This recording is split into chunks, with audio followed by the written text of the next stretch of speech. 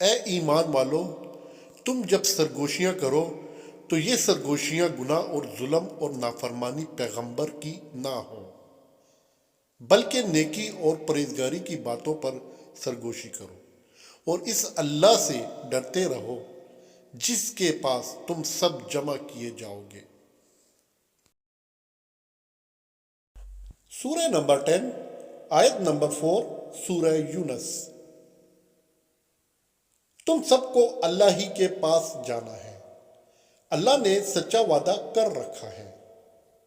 بے شک وہی پہلی بار بھی پیدا کرتا ہے، پھر وہی دوبارہ بھی پیدا کرے گا، تاکہ ایسے لوگوں کو جو کہ ایمان لائے اور انہوں نے نیک کام کیے انصاف کے ساتھ جزا دے، اور جن لوگوں نے کفر کیا ان کے واسطے کھولتا ہوا پانی پینے کو ملے گا، اور دردناک عذاب ہوگا ان کے کفر کی وجہ سے۔